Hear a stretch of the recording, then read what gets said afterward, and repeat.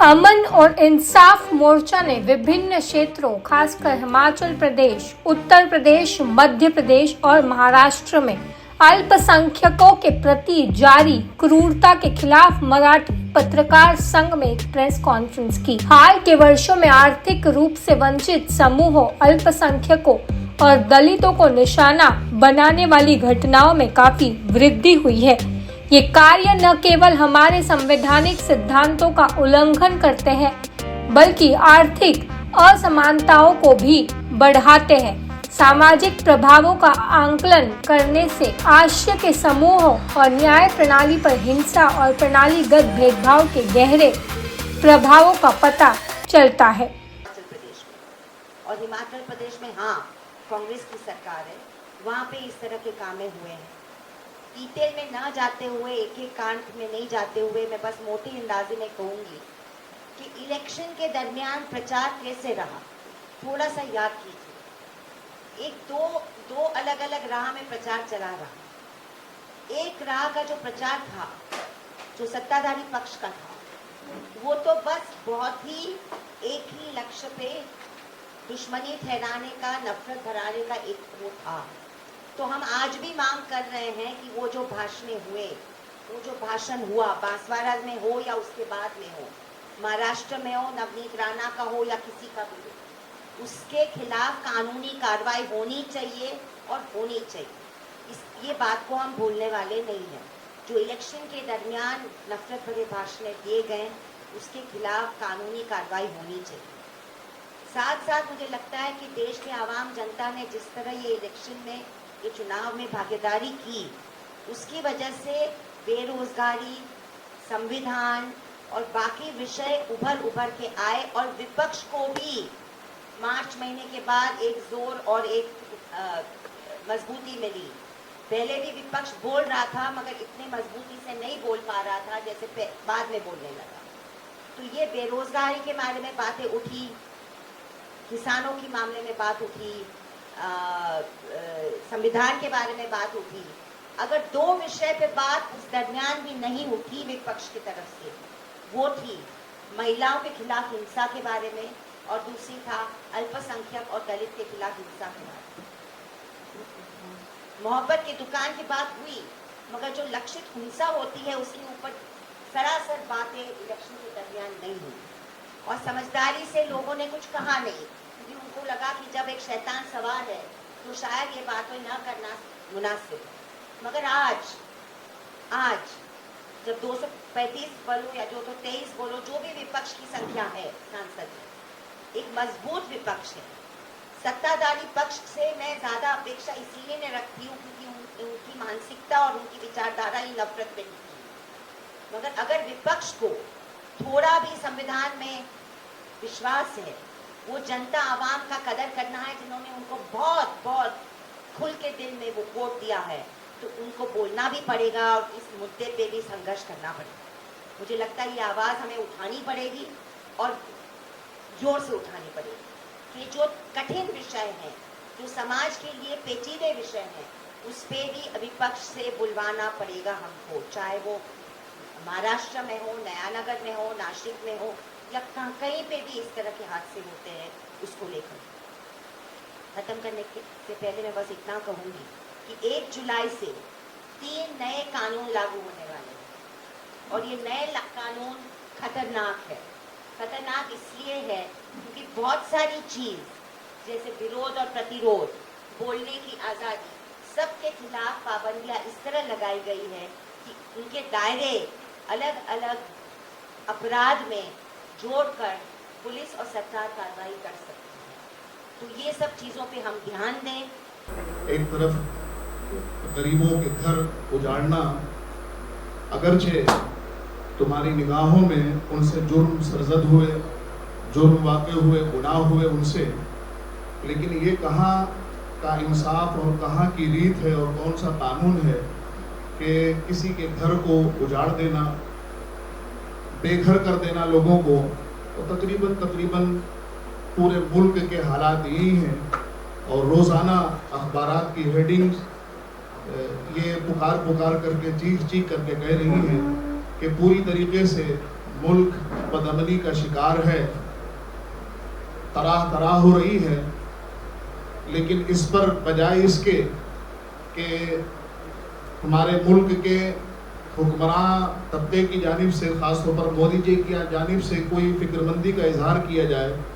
पिछले दिनों हमने देखा कि जीत के जश्न के साथ इस तमाम जो गरीबों के साथ में उनके घर गिराए गए, मॉब लिंचिंग हुई, तकलीफ़ में लोगों को मुब्तला किया गया, बहनों की इज्जतों के साथ खिलवाड़ किया गया, इन सब पर नए पार्लियामेंट हाउस की चमक दमक को दिखा करके पर्दा डालने की कोशिश की गई।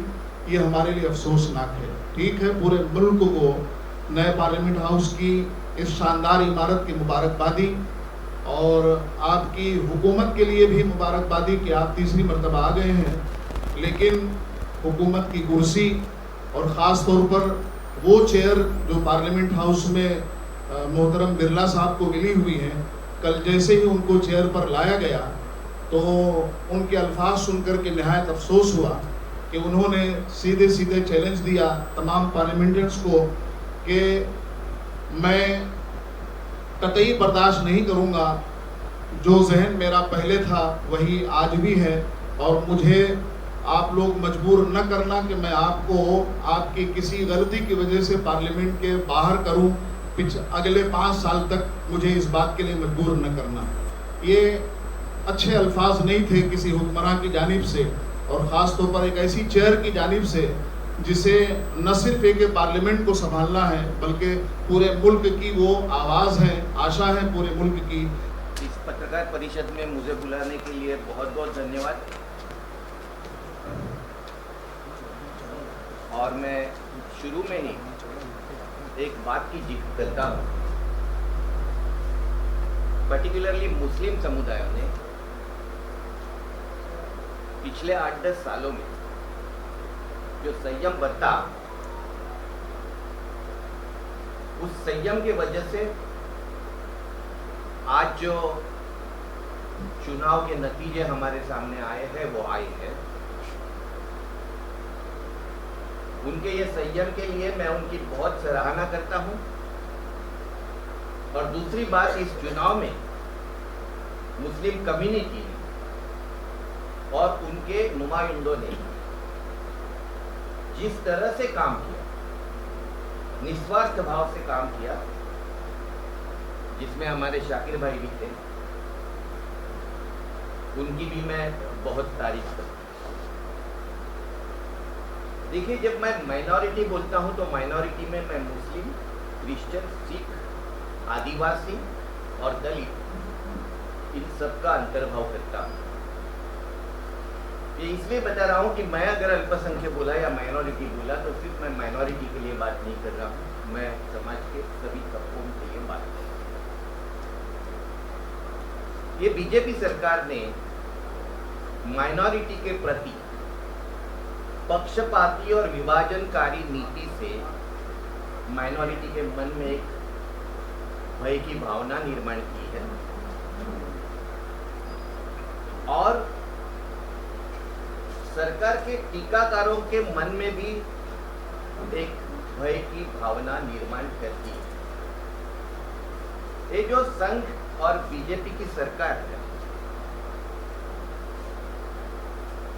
ये जो लोग अत्याचार करते हैं उनको शासन करने के बजाय जो पीड़ित है, अत्याचारित है, उनको सजा दे रही है, और जो इसके खिलाफ सवाल करते हैं उनका उत्पीड़न हो रहा है और उन पर अत्याचार किया है।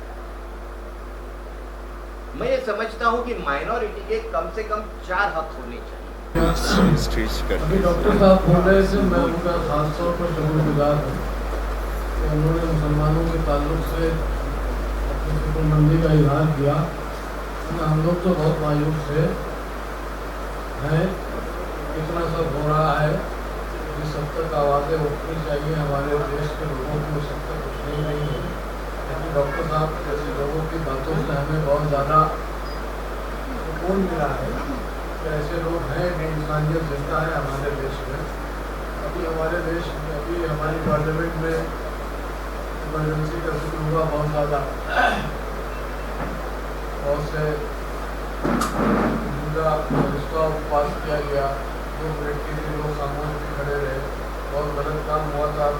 इमरजेंसी रिश्तों के जो लोग थे सरगर्म थे, उन्होंने उसकी निंदा की थी। तो कांग्रेस ने भी संदिग्धगी का इजहार किया है, लेकिन पिछले 10 साल में जो गैर ऐलान शुदा इमरजेंसी चल रही है वो उससे कहीं ज़्यादा खतरनाक है। सिर्फ एक इशारा करके बात को मैं मुख्तसर करना चाहता हूँ। आपके मुंह से ये सवाल अजीब सा मुझे लग रहा है कि भारत को मुस्लिम राष्ट्र बनाया जाए। ये क्या कोई बच्चों का खिलौना है कि मुस्लिम राष्ट्र बना दिया जाएगा? ये कुछ पागल फ्रस्ट्रेटेड लोगों का ये कहना है, इसमें कोई दम नहीं है और ना हम इस बात के फेवर में हैं। इसलिए हम सिर्फ कभी नहीं रहे। हम ये चाहते हैं, हम अगर इस बात के फेवर में होते ना तो पाकिस्तान में बैठे होते, यहाँ क्यों होते हैं? हमने बाई चॉइस लिया है, हम डेमोक्रेटिक लोग हैं, हम डेमोक्रेसी में यकीन रखते हैं, तो ऐसा नहीं है। देखिए, मेन जो गुफ्तगू जो बात हो रही है वो ये है कि आज हमारे देश में जो सूरत हाल पैदा हो गई है, जो नफ़रत की दीवार खड़ी हो गई है, हमने ये कोशिश किया इस इलेक्शन में, आप जानते हैं कि हमारा परसेंटेज भी बढ़ा, वोटिंग रेशियो बढ़ा हमारा। हम सिर्फ ये चाहते हैं कि ये देश हमेशा अमन व अमान से रहा है, प्यार और मोहब्बत का उसने एक दूसरे को पैगाम दिया है। ऐसी ताकतों को उभरने का मौका न दिया जाए जो इंसान को इंसान से दूर कर दे। देखिए, आज अमन इंसाफ मोर्चा की जानिब से यहाँ एक पत्रकार परिषद नई सरकार पुराना अत्याचार के नाम से शीर्षक से रखी गई थी।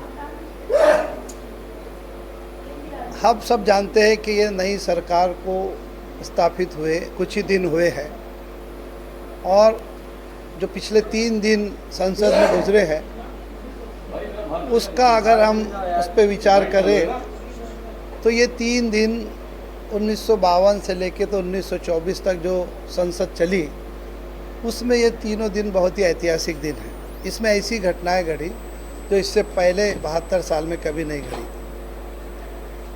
फिर शपथ ग्रहण का भी आपने जो समारोह था वो भी देखा और किस तरह से लोगों ने वहाँ पर संविधान को हाईलाइट किया। तो ये जो माहौल इस देश में बना है वो संविधान की रक्षा, संविधान की अमल बजावनी, इसको लेके पूरे इलेक्शन का वो एक सेंटर पॉइंट रहा है, एक कैंपेन का पॉइंट रहा है। क्योंकि लोगों ने पिछले 10 सालों में देखा कि जो सरकार है जो फिर से तीसरी बार बहुत ही कम मार्जिन से सत्ता में आई है या और भी कोई तरीके होंगे उसके ज़रिए से सत्ता में आई है, तो 10 सालों में संविधान को अंदर से पूरी तरह से खोखला कर दिया गया।